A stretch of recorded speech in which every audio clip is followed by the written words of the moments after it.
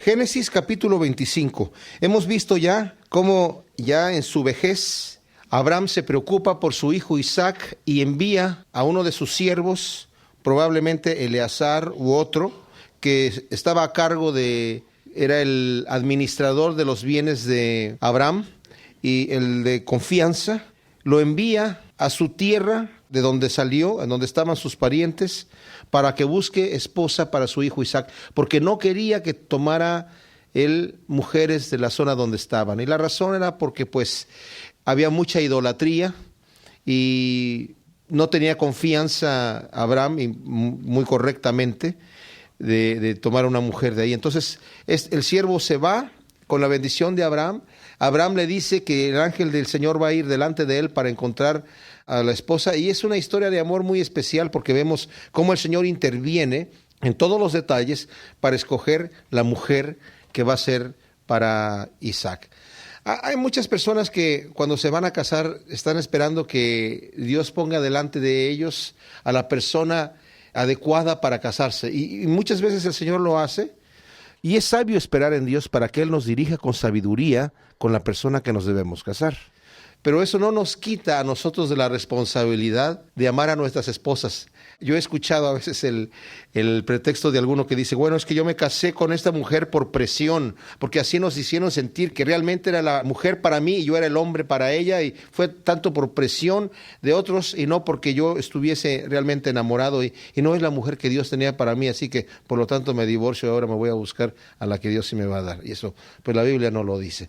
Ya una vez que estamos casados tenemos la responsabilidad de amarnos. Mi esposa y yo nos conocimos antes de ser cristianos, pero conocimos al Señor y el Señor nos da la responsabilidad de que tenemos que amarnos. Así que no pensemos que esta historia de Isaac, en donde el Señor le escoge a la que debe ser, es una situación que necesariamente es para todos. Yo sé que hay matrimonios en donde el Señor definitivamente ha puesto a la mujer especial delante del hombre de una forma sobrenatural, pero no es una regla general. Lo que sí es, como dije yo, el mandamiento de Dios es que tenemos la responsabilidad de amar a nuestras mujeres. Y dice aquí que Isaac, sin haber conocido a Rebeca, cuando la ve muy hermosa, la ama y se consuela de la muerte de su madre. Dice el versículo 1 del capítulo 25 que Abraham tomó otra mujer cuyo nombre era Setura, la cual le dio a luz Simram, Joksán, Medán, Madián, Isbac y Súa. Y Joksán engendró a Seba y a Dedán, e hijos de Dedán fueron Asurim, Letusim y Leumim. E hijos de Madián, Efa, Efer, Anoc, Abida y Elda. Todos estos fueron los hijos de Setura. Estos nombres en realidad no significan nada para nosotros porque la historia va a continuar con Isaac. A la Biblia solamente le interesa llegar con la genealogía hasta Jesucristo, ¿verdad? Entonces, toda la Biblia se trata de Jesucristo y lo que interesa es llevarnos hacia Él. Y Abraham dio todo cuanto tenía a Isaac, pero a los hijos de sus concubinas dio Abraham dones y los envió lejos de Isaac, su hijo, mientras él vivía hacia el oriente, a la tierra oriental. Aquí hay una pregunta que debemos hacernos al observar el versículo 6. Dice, pero a los hijos de sus concubinas dio Abraham dones. ¿Cuáles eran las concubinas de Abraham? Bueno, las mujeres que tenemos nosotros aquí registradas en la Biblia que tomó Abraham, y calculamos que ha de haber sido las únicas que tuvo, fue primero Agar, la egipcia, que llegó a ser concubina de Abraham, porque la esposa era Sara. Pero Setura, en Crónicas, Primera de Crónicas, capítulo 1, si ustedes lo quieren ver, y si no yo se los leo rápidamente aquí, nos habla también de Setura, y dice así en el versículo 32, y Setura, concubina de Abraham, dio a luz a Simram, Joxac, Madián, Isbac y Súa, los mismos hijos que se mencionan acá. Entonces, obviamente, Setura era una concubina. Lo que quiere decir que no necesariamente hasta que muere Sara, que vimos que ya había muerto en el estudio anterior, es cuando Abraham toma a esta mujer, sino que probablemente ya la tenía desde antes. ¿Por qué digo esto? Porque si nosotros nos vamos hacia atrás, al capítulo 24, en el versículo 1, dice, era Abraham ya viejo y bien avanzado en años. Entonces, si era ya tan anciano, yo creo que era difícil que él en este momento pudiese tomar otra mujer y engendrar 5 hijos. Algunas Biblias dicen que tomó otra esposa. Vendría a ser su esposa si hubiese tomado a otra mujer Después de que muere su esposa Sara, vendría esta mujer a ser su esposa. Pero en este caso, como su esposa ya la tenía, es una concubina solamente. Y aquí nos menciona que tuvo estos hijos, no necesariamente en una forma cronológica. Sí se entiende, ¿verdad? Se nos menciona porque pues de aquí van a salir naciones, como el Señor le había dicho a Abraham, yo te voy a prometer a ti que vas a tener descendientes como las estrellas de los cielos que nadie va a poder contar. Y a Ismael, ustedes recordarán que también le había prometido el Señor que iba de él a tener 12 príncipes, con 12 reinos que iban a salir de él, y también vamos a ver aquí cómo se cumple esa palabra en los siguientes versículos. En el versículo 7 dice, y estos fueron los días que vivió Abraham, 175 años. Una gran cantidad de años. El Señor le había prometido a Abraham que sus días iban a ser muchos y que iba a morir en buena vejez. Y el Señor aquí vemos cómo cumple su palabra. Dice, y fue unido a su pueblo, anciano y lleno de años. Los sepultaron Isaac e Ismael, sus hijos, en la cueva de Macpela, en la heredad de Efrón, hijo de Zoar, Eteo, que está enfrente de Mamre. Ahora, cuando ya nuestro cuerpo ya no puede más, se envejece y ya no nos sirve, es el momento donde el Señor nos va a llevar de una tienda a una casa. Este cuerpo es una tienda. Abraham anduvo viviendo en tiendas todo el tiempo, dice el libro de Hebreos, confesando que eran peregrinos y que eran extranjeros en la tierra donde ellos estaban. Ellos confesaban, yo soy extranjero. En la tierra que el Señor me prometió, no es mi tierra todavía, soy extranjero. Mis descendientes las van a heredar esas tierras. Mis descendientes van a construir casas que tengan cimientos. Pero yo, dijo Abraham, yo voy a andar viviendo en tiendas. Algo que es, pues no es cómodo. Algo que no es lo que debe ser. No tiene las comodidades, no tiene la seguridad, no tiene el confort, la protección que pudiera tener una casa normal, una casa fija. Se va deshaciendo fácilmente, dura muy poco. Pero yo creo que a Abraham a eso también le sirvió para darse cuenta de que así como esa casa no era su casa, este cuerpo tampoco era su cuerpo. Y ahora es trasladado de ese cuerpo ya de 175 años, que ya no le servía muy bien, ahora a un nuevo cuerpo glorificado. Dice la Escritura en Romanos 8 que nosotros gemimos en nuestro cuerpo, queriendo ser revestidos de incorrupción. Nuestro cuerpo se va desgastando y nos duele cuando se desgasta. Empezamos a envejecer muy jóvenes. Empezamos con achaques desde muy temprana edad. Hay defectos de nacimiento en muchas personas que los tienen que llevar por toda su vida. Y todo esto es efecto de que vivimos en una creación que gime en dolores de parto, queriendo ser revestida de incorrupción. Bueno, pues el Señor nos va a trasladar eventualmente de este cuerpo, de esta tienda, a una casa. Un cuerpo glorificado que no va a tener achaques, que no vamos a tener enfermedades, no vamos a tener envejecimiento. Va a ser un cuerpo glorioso, no tenemos idea de cómo es, pero va a ser algo impresionante. Entonces Abraham, él había llorado a su esposa, pero bueno, ahora se va a encontrar con ella. Es interesante notar que la Biblia nos narra, por ejemplo, en el capítulo 16 de Lucas, cuando habla de la historia de un rico y Lázaro, un mendigo, que ambos mueren y se van al Hades. Pero en el Hades había dos compartimentos. Uno, que es el infierno, en donde estaba este rico, que estaba siendo atormentado, y otro era el seno de Abraham. Y dice que había un abismo que los dividía a los dos, en donde estaba siendo confortado el mendigo Lázaro. Ustedes recuerdan esa historia. Bueno, lo interesante notar es que aquí muere Abraham y el Señor ahora lo va a poner a cargo de ser el que va a estar atendiendo ese lugar de confort en donde todos aquellos que mueren, aquellas gentes piadosas que han seguido a Dios, que han obedecido a Dios, mueren y estaban esperando el momento de ser trasladados a la gloria. Porque antes nadie entró en la gloria hasta el momento que Jesucristo muere. Cuando muere, dice la Escritura que desciende al Hades para liberar a aquellos que estaban siendo confortados en el seno de Abraham y llevarlos a la gloria. De manera que ahora la gente que muere va al cielo. Ahora, la pregunta siempre ha existido y el tema es de mucha discusión de si la persona que muere en este momento va directamente al cielo, instantáneamente, o hay una especie como de que duerme el alma. Yo pienso que puede ser que las dos cosas sean ciertas, porque la Biblia sí nos habla de una resurrección posterior, una resurrección de los muertos. Pero también nos habla, cuando ustedes recuerdan cuando estaba este señor, uno de los ladrones que estaban crucificados al lado de Jesucristo, le dijo: Señor, acuérdate de mí cuando vengas en tu reino. Le dijo: hoy estarás conmigo en el paraíso. Pero Jesucristo no se fue al paraíso ese día. Dice la Biblia que descendió a las partes más bajas de la tierra y después ascendió al cielo. O sea, fue a libertar a los cautivos que estaban en el seno de Abraham para llevárselos con él. No se le adelantó el ladrón para ir al cielo. Entonces, yo creo que es posible que si existe esta situación de que el alma se queda como dormida en una situación así, debe ser algo que es instantáneo. La persona no siente que pasó un tiempo dormida. Para nosotros lo que sí sabemos es que, como dice Pablo, en el momento cuando yo estoy ausente del cuerpo, estoy presente con Cristo. Si estoy ausente del cuerpo, estoy presente con Cristo. Así que los dos argumentos tienen peso, pero bien pueden complementarse, sabiendo que en cuanto al tiempo, que el tiempo es relativo a este planeta, ¿verdad?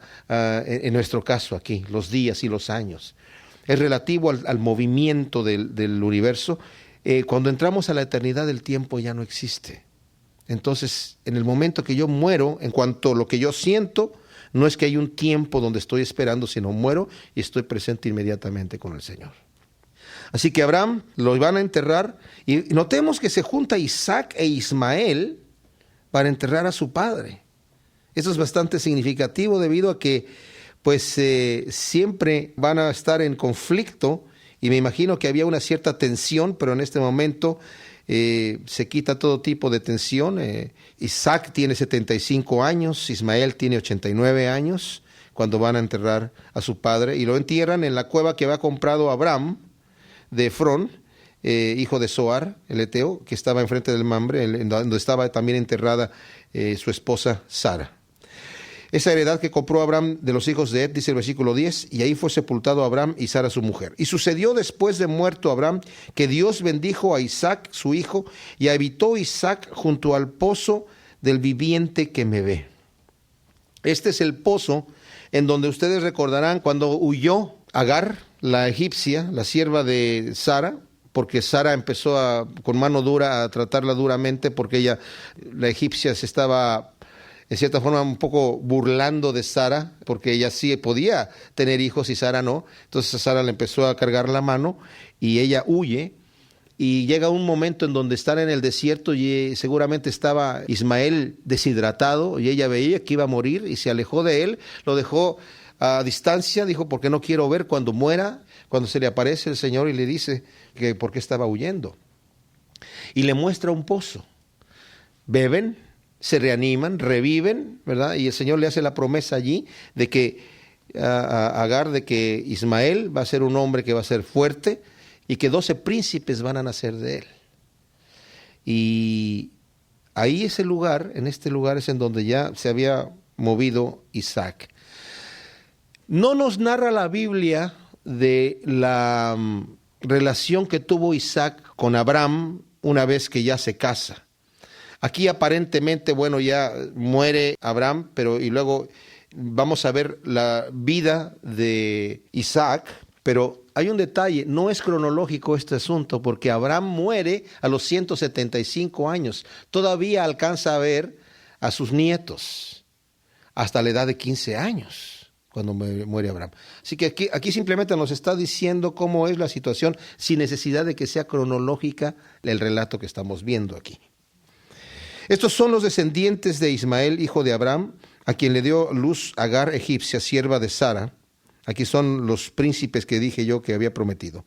Estos pues son los nombres de los hijos de Ismael, nombrados en el orden de su nacimiento. El primogénito de Ismael, Nebaiot, luego Cedar, Adbeel, Misbam, Misma, Duma, Masa, Adar, Tema, Getur, Nafis y Sedema. Estos son los hijos de Ismael, y estos sus nombres por sus villas, por sus campamentos, 12 príncipes por sus familias. Y estos fueron los años de la vida de Ismael, 137 años. Y exhaló el espíritu Ismael y murió y fue unido a su pueblo, y habitaron desde Ávila hasta Sur, que está enfrente de Egipto, viniendo a Asiria, y murió en presencia de todos sus hermanos. O sea, habitó en el norte de Arabia, y esto de que murió en presencia de todos sus hermanos, también, como comentamos cuando se le dio la profecía de que vivirá en presencia de todos sus hermanos, también se puede traducir vivirá enfrentado o con conflicto constante con todos sus hermanos.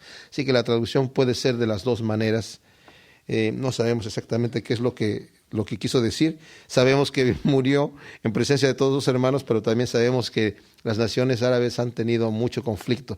Esto no es para poner abajo o para degradar los árabes.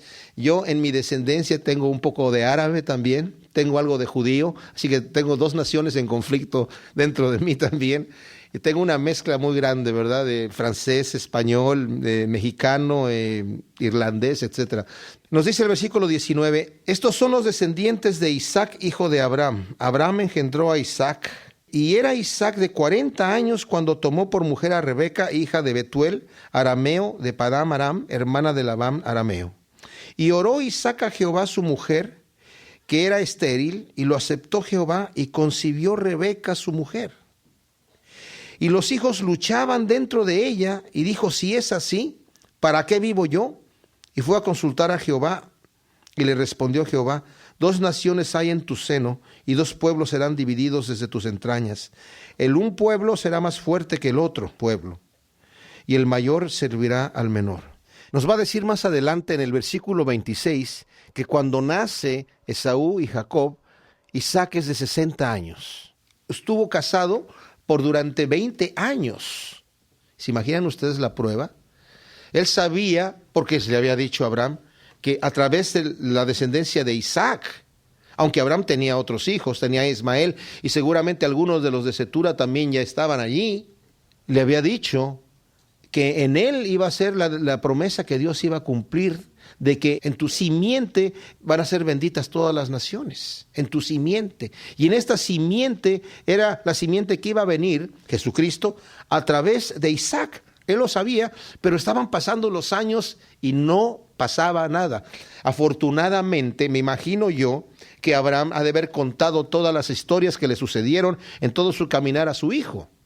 Supo de lo que había sucedido con Agar, la esclava, y supo cómo Dios no aprobó eso y cómo trajo conflicto incluso, y pues afortunadamente atinó a no hacer lo mismo, de decir, bueno, voy a tomar otra mujer, a ver si por medio de la otra mujer va a ser el nacimiento, porque su padre muy explícitamente le había dicho a su siervo, no lleves a mi hijo allá, y toma mujer de allá, porque de las mujeres de aquí no quiero que se case con las mujeres de aquí.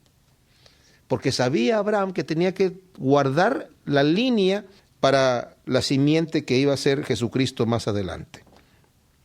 Entonces, ¿qué es lo que hace él? Ora al Señor y ora con fe.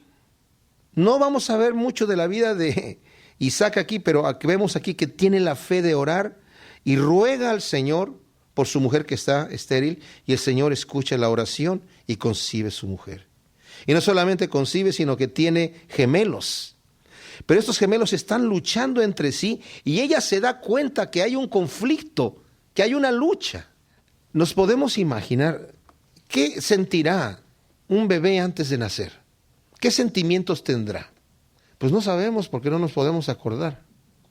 Lo que sí puedo decir yo es que, por ejemplo, cuando un bebé ya nace, todo el primer año es obvio que tiene sentimientos. Tiene momentos de alegría, tiene momentos de frustración, tiene momentos de tristeza, tiene momentos de coraje, pero no nos acordamos nosotros de esos momentos, porque los observamos en nosotros bebés. Sabemos que nosotros pasamos por eso mismo, por lo que nuestros padres nos han dicho de que lo que nos sucedió cuando éramos bebés. Sabemos que es cierto que tuvimos sentimientos cuando teníamos 1 año, pero no nos acordamos. Bueno, yo no sé, mi hijo dice que él se acuerda cuando nació. Mi hijo dice que él, estaba todo oscuro y de repente vi la luz. Y él lo asegura que sí, él tiene todavía memoria, dice, de cuando nació. Yo no sé, hasta que un señor me dio una nalgada y empecé a llorar de coraje. Nosotros no nos acordamos. Es muy posible que estos dos hermanos estaban peleando. De hecho, nos dice aquí que estaban peleando. Desde ese momento había una animosidad que jamás termina. Nacen, y los pueblos que vienen, los descendientes de ellos y los pueblos que vienen, van a quedar siempre en rivalidad unos con otros. Así que están en este momento con esta lucha que la siente Rebeca y dice, ¿para qué vivo yo? O sea, estuvo pidiendo para concebir, y cuando concibe y ve que hay esto, ella siente que sí se están peleando. Muchas veces puede que una mujer esté embarazada y esas pataditas que le da el bebé, a lo mejor es porque le está diciendo, oye, ya cambia de posición, ya me cansé de estar en esta posición. Puede ser que sea así. No sabemos, pero aquí hay este conflicto.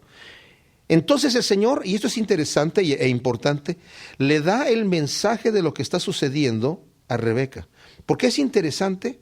Porque Rebeca va a guardar esto en su corazón también. Y va a servir para los eventos que vienen enseguida de esto.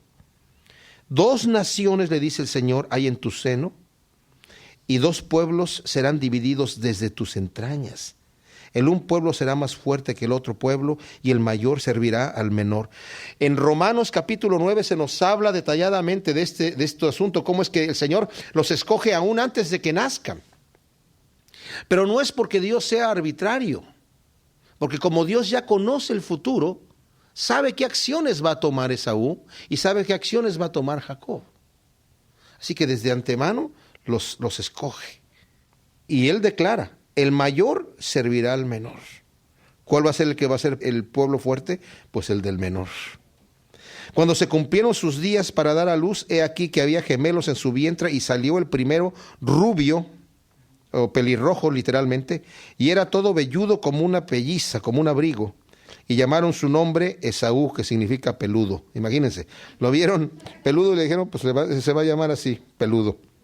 Después salió su hermano, trabada su mano al calcañar de Esaú, y fue llamado su nombre el que toma por el calcañar, ¿verdad? Que después vino también a significar suplantador, pero literalmente significa el que toma por el calcañar. Ahí todavía se estaban peleando. Cuando estaban haciendo, dicen, no, ¿cómo que sales tú primero si yo quiero? Y me imagino que lo quería volver a meter. Y era Isaac de edad de 60 años cuando ella los dio a luz. Génesis 25, 27. Aquí estamos en la historia de Jacob y Esaú, de su nacimiento. Vemos cómo nacen, están peleándose desde el vientre, están peleándose durante el parto, y se van a seguir peleando en lo que vamos a seguir leyendo. Dice que crecieron los niños y Esaú fue diestro en la casa, hombre del campo, pero Jacob era varón quieto que habitaba en tiendas. Esta palabra quieto significa muchas cosas, pero la mayoría de sus significados es perfecto, íntegro. Cuando el Señor le dice en el libro de Job a Satanás, ya consideraste a mi siervo Job, varón perfecto, recto, temeroso de Dios y apartado del mal, la palabra perfecto es la palabra en hebreo tam, es la misma palabra que se utiliza aquí. También significa quieto, pero vemos cómo el Señor ya está haciendo una observación en el carácter de Jacob. Saben, a Jacob se le ha criticado mucho, porque como el que toma por el calcañar quiere decir tramposo también, porque después significó eso, le dieron ese significado. Yo he escuchado que era un tramposo Jacob desde el principio, y Jacob, y cómo el Señor tuvo que realmente tratar con él el día que peleó con él y le cambió el nombre de Jacob a Israel. De tramposo le cambió el nombre a Israel, gobernado por Dios. Pero ¿saben una cosa? Yo estaba escuchando un estudio bíblico del pastor Chuck Smith que decía, mucha gente critica a Jacob y yo también lo he criticado, y ¿saben qué? Yo también lo he criticado. Dice él, pero una vez estando yo hablando de eso, el Señor como que habló en mi corazón y me dijo, ¿por qué juzgas a Jacob? Cuando yo, el Señor, he dicho una cosa negativa de Jacob, cuando yo he señalado un pecado de Jacob. Al contrario, el Señor dice que está orgulloso de llamarse Dios de ellos. ¿De quién? De Abraham, de Isaac y de Jacob. Así que si yo no lo estoy juzgando, si yo no lo estoy condenando, no lo hagas tú tampoco. La Biblia dice, no juzgues al siervo ajeno. Para su propio Señor está en pie o cae, pero estará en pie, porque poderoso es el Señor para mantenerlo en pie. Me encanta esa escritura. ¿Saben por qué? Porque dice, no juzgues al siervo ajeno, porque para ti te parece que está cayendo, que está mal, ese está mal. Dice, pero para su propio Señor está en pie o cae, no te preocupes. pero ¿sabes qué? Va a estar permaneciendo fiel. ¿Tú crees que está mal? No te preocupes, el Señor lo va a sostener. O sea, no está mal. No que yo deje de observar el pecado en la vida de otras personas y decir, ese está mal, y que pueda yo llegar con alguna palabra de consejo. Aquí se está refiriendo a juzgar a un siervo de Dios. No debemos hacerlo. Entonces, Jacob aquí dice que era un varón quieto, un varón íntegro, que habitaba en tiendas.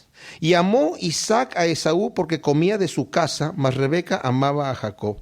Ese es un versículo triste, porque vemos que el padre tiene ya un preferido y la madre tiene otro preferido. Empieza a haber ya una división allí. Y realmente, aunque no se nos dice mucho de Isaac, esto no es muy notable de parte de Isaac. ¿Por qué lo prefiere? Porque va y caza venado, tal vez, algunos dicen que era venado, y le gustaba a Isaac comer de esa carne que cazaba su hijo y por eso lo prefería.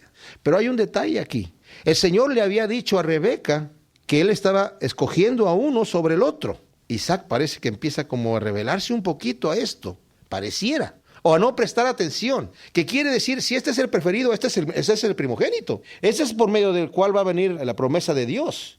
Porque el primogénito no solamente tenía doble herencia, sino llevaba el nombre de la familia, en cierta forma era el líder espiritual de la familia.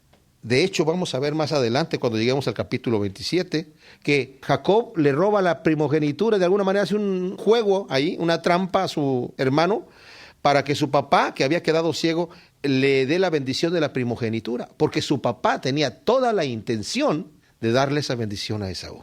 Entonces el Señor tiene que dejarlo ciego. O sea, el Señor tiene que tomar ciertas acciones para poder llevar a cabo el plan que Él quiere llevar a cabo. La razón por la cual Rebeca amaba a Jacob, no sabemos si era porque habitaba en la casa, pero también puede ser porque ella había escuchado esta promesa que le había dicho el Señor. Tus hijos están divididos desde el vientre, pero yo ya escogí a uno. El mayor va a servir al menor, escogí al menor.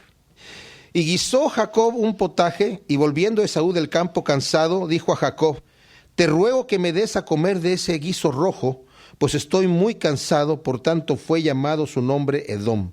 En realidad, le dijo, quiero devorar eso que tú tienes allí, porque estoy muy cansado, tengo muchísima hambre, así que por favor, dame de ese guiso rojo. Entonces, notemos desde aquí cómo ya Jacob está tomando ventaja para poder quedarse con la primogenitura. Y Jacob respondió, véndeme en este día tu primogenitura. Entonces dijo Esaú, he aquí yo me voy a morir, ¿para qué pues me servirá la primogenitura? O sea, él estaba diciendo, mira, si no me das de comer, me estoy muriendo de hambre, me voy a morir de cualquier manera, así que ¿de qué me sirve la primogenitura? Y esto es terrible porque está despreciando algo que no solamente es doble herencia, sino también, como dije yo, el líder espiritual de la familia. Y dijo Jacob, júramelo en este día, y él le juró, y vendió Jacob su primogenitura. Entonces Jacob dio a Esaú pan y del guisado de las lentejas, y él comió y bebió y se levantó y se fue. Así menospreció Esaú la primogenitura. En Hebreos 12:12 nos dice lo siguiente, por lo cual levantad las manos caídas y las rodillas paralizadas y haced sendas derechas para vuestros pies, para que lo cojo no se disloque, sino que sea sanado. Seguid la paz con todos y la santidad, sin la cual nadie verá al Señor. Mirad bien, no sea que alguno deje de alcanzar la gracia de Dios, que brotando alguna raíz de amargura os estorbe y por ella muchos sean contaminados. No sea que haya algún fornicario o profano como Esaú, que por una sola comida vendió su primogenitura. Porque ya sabéis que aún después, deseando heredar la bendición, fue desechado y no hubo oportunidad para el arrepentimiento, aunque la procuró con lágrimas. ¡Wow! Es una cosa fuerte, como la Escritura ve, que Esaú deseche las cosas de Dios, no le importa. Es una persona que le gusta lo de ahora aquí. Comamos y bebamos que mañana moriremos. Pero Jacob no. Él sí le daba importancia a la primogenitura. No tanto por la doble herencia. De hecho, vamos a ver que él va a salir huyendo. Y sus bienes no van a ser los que le va a heredar su padre, sino como el Señor lo va a bendecir más adelante. Pero él obtiene la bendición de su padre. Era lo que él le interesaba. Y a Esaú al final también la quiere, también quiere esa bendición, pero ya no pudo. Y su padre, con todo y lo mucho que lo amaba, le dijo, la bendición que yo ya le di a tu hermano, ya se la dije y le va a suceder. Y todavía le dice, ¿y qué no tienes otra bendición? Nada más tienes una bendición, le dice Esaú. Y lo va a bendecir su padre, pero no con la misma bendición. Entonces es una cosa tremenda. Lo vamos a ver en el siguiente estudio, es muy interesante. Después hubo hambre en la tierra, además de la primera hambre, o sea, aparte de la primera hambre que hubo en los días de Abraham. Y se fue Isaac a Abimelec, rey de los filisteos, en Gerar. Se le apareció Jehová y le dijo: no desciendas a Egipto, habita en la tierra que yo te diré. Habita como forastero en esta tierra, y estaré contigo y te bendeciré, porque a ti y a tu descendencia daré todas estas tierras, y confirmaré el juramento que hice a Abraham tu padre. Multiplicaré tu descendencia como las estrellas del cielo, y daré a tu descendencia todas estas tierras, y todas las naciones de la tierra serán benditas en tu simiente. Por cuanto oyó Abraham mi voz, y guardó mi precepto, mis mandamientos, mis estatutos y mis leyes. Habitó pues Isaac en Gerar. Ahora, vemos aquí la primera falta de Isaac, que es copiando en cierta manera un poco el pecado del padre, que también cuando hubo hambre en la tierra fue a Egipto. ¿Y qué le pasó allá? Pues tuvo un problema, dijo que su mujer era su hermana, y el Señor tuvo que castigar a Faraón con plagas, de manera que cuando Faraón se da cuenta que si es su esposa, le dice: ¿por qué me hiciste esto? ¿Qué te he hecho yo para que me venga el castigo de Dios con todas las plagas que me vinieron? Toma tu mujer, toma tus cosas y vete de aquí. Y lo echó de Egipto, lo corrige. Y vuelve a hacer lo mismo con Abimelec. Abraham vuelve a hacer lo mismo con Abimelec. Vuelve a haber hambre y se va a la tierra de los filisteos. Y cuando llega allí, dice que esta es mi hermana. Y nuevamente Abimelec la toma como mujer, y el Señor se le aparece a Abimelec y le dice: eres hombre muerto, porque esa mujer le pertenece a ese hombre y él es profeta. Así que él va a orar por ti, entrégale su mujer, él va a orar por ti para sanar. También el Señor estaba castigando a los filisteos por causa de esto. Y a Abimelec también le dice: ¿qué has hecho?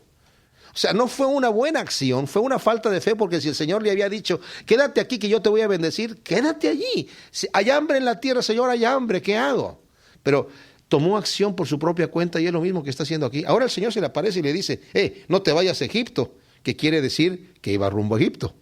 Y si vemos la ruta que estaba siguiendo, andaba yéndose a Egipto. Entonces le dice: de ninguna manera entres a Egipto. Eso fue algo bueno que hizo, y escuchó la voz del Señor, pero no se regresa a donde estaba, sino que se queda allí en la tierra de los filisteos, y el Señor va a tener que obrar en cierta forma, una forma un poco dura con él, a pesar de que lo va a bendecir, para darle a entender: yo no quiero que te quedes aquí, sino que te regreses al lugar que yo te dije, donde yo te voy a bendecir, a la tierra que yo le prometí a tus padres. Entonces, y los hombres de aquel lugar le preguntaron acerca de su mujer, y él respondió: es mi hermana, porque tuvo miedo de decir: es mi mujer, pensando que tal vez los hombres del lugar lo matarían por causa de Rebeca, pues ella era de hermoso aspecto. Ahora, ¿saben? Esto es bien especial porque vemos otra vez que se duplica el pecado del padre aquí con Isaac, ¿no? El versículo 8 dice: sucedió que después que él estuvo allí muchos días, Abimelec, rey de los filisteos, mirando por una ventana, vio a Isaac que acariciaba o jugueteaba con Rebeca, a su mujer. Y ahí se da cuenta, y llamó a Abimelec a Isaac y le dijo: he aquí, ella es de cierto tu mujer, ¿cómo pues dijiste es mi hermana? E Isaac le respondió: porque dije, quizá moriré por causa de ella. Y Abimelec le dijo: ¿por qué nos has hecho esto? Por poco hubiera dormido alguno del pueblo con tu mujer, y hubieras traído sobre nosotros el pecado. ¿Saben qué es? Qué tremendo, ¿no? O sea, es hasta cómico, un poco cómico ver este asunto aquí. Abimelec le haber dicho: ay, ¿de quién dices que eres hijo? ¿Verdad? De Abraham. Hace exactamente lo mismo. Y es la otra falta de fe que vemos aquí. Como dije, son cosas que Dios en ninguna manera vuelve él a tocar. El Señor pasa por alto estas cosas, no las menciona. Cuando se menciona a Abraham, se menciona a Isaac y se menciona a Jacob, no se mencionan sus defectos más adelante. El Señor no los menciona. Hay otras personas que sí mencionan sus defectos. De Esaú. Por eso dices: a Esaú lo aborrecí. Y hay profecías en contra de Esaú, porque el Señor aborreció a Esaú, pero no a Jacob. A Jacob lo amó, y dice que se siente orgulloso de llamarse Dios de ellos. Entonces Abimelec mandó a todo el pueblo diciendo: el que tocare a este hombre o a su mujer, de cierto morirá. Y sembró Isaac en aquella tierra y cosechó aquel año 100 por 1 y le bendijo Jehová. Aquí vemos nuevamente que el Señor empieza a cumplir su promesa inmediatamente. Siembra y cosecha 100 por 1. Se estaba yendo a la tierra de Egipto porque había hambre. Pero en ese momento vemos que el Señor le dice, quédate aquí y yo te voy a bendecir. Para dirigirlo le va a crear ciertos problemas, pero antes de crearle los problemas, primero lo bendice, y lo bendice abundantemente. Y de hecho esta bendición se va a convertir en uno de los primeros problemas. Y el varón se enriqueció y fue prosperado y se engrandeció hasta hacerse muy poderoso, y tuvo hato de ovejas y hato de vacas y mucha labranza, y los filisteos le tuvieron envidia. Ahí está el primer problema que tiene, la primera cosa que está usando el Señor para incomodarlo. Aparte de que ya lo bendijo, mostrándole el Señor su fidelidad, lo quiere incomodar para que no se sienta bien en donde está y empiece a empacar. Y todos los pozos que habían abierto los criados de Abraham, su padre, en sus días, los filisteos los habían cegado y llenado de tierra. Entendamos que los pozos en aquel lugar eran demasiado cotizados, demasiado trabajo abrir un pozo y demasiado cotizada el agua en esa región. Entonces el hecho de cegar un pozo era una gran maldad, y él los vuelve a abrir. Entonces dijo Abimelec a Isaac, apártate de nosotros, porque mucho más poderoso que nosotros te has hecho. E Isaac se fue de allí y acampó en el valle de Gerar y habitó allí. Todavía no se va de la tierra de los filisteos. Solamente se aparta de donde estaba. Abimelec tiene que venir a pedirle que se vaya de ahí, porque está viendo la tensión que hay. Algunos dicen que este no es el Abimelec que habló con Abraham, porque han pasado ya 100 años desde que habló la primera vez. Pero saben que vivían mucho tiempo. De hecho, Isaac llega a vivir 180 años, vive 5 años más que su padre, aunque Ismael solamente vive 135 años. Pero bien pudo haber sido el mismo, de hecho tiene que ser el mismo. Más adelante vamos a ver que llega con el capitán de la guardia y es el mismo nombre del capitán de la guardia, así que no solamente Abimelec, sino el capitán de la guardia también llegan a vivir esa cantidad de tiempo. Sería mucha coincidencia que hubiese sido otro Abimelec y que el capitán que llegara de la guardia, que estuviera ahí, hubiera sido el junior del otro capitán de la guardia. Además, debemos entender que en este momento, fíjense bien, como dije, esto no es cronológico, todavía bien puede estar vivo Abraham. El tiempo va pasando, pero no sabemos en qué momento está esta situación sucediendo. ¿Qué edad tienen los hijos de Isaac? No se nos dice aquí. E Isaac se fue de ahí entonces y habitó en la tierra, en el valle de Gerar, y volvió a abrir Isaac los pozos de agua que habían abierto en los días de Abraham su padre, y que los filisteos habían cegado después de la muerte de Abraham. Y los llamó por los nombres que su padre los había llamado. Ahora, donde estaba él, donde lo viene a echar Abimelec, había pozos que había cavado Abraham y que los habían cegado. Entonces se mueve un poco más hacia ya rumbo a Canaán, ¿verdad? Pero no llega allá totalmente. Y hay más pozos que habían cegado los filisteos, todavía está en tierra de los filisteos. Y los llama por los nombres entonces que había llamado Abraham su padre. Pero cuando los siervos de Isaac cavaron en el valle, hallaron allí un pozo de aguas vivas. Literalmente hallaron un manantial. Un manantial. Entonces los pastores de Gerar riñeron con los pastores de Isaac diciendo, el agua es nuestra.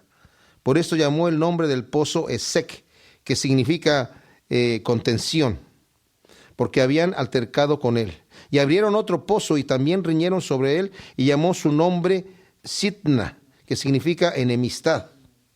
Y se apartó de ahí, esta palabra clave, se apartó de ahí y abrió otro pozo y no riñeron sobre él, y le llamó su nombre Rehobot, que significa lugar amplio o espacioso.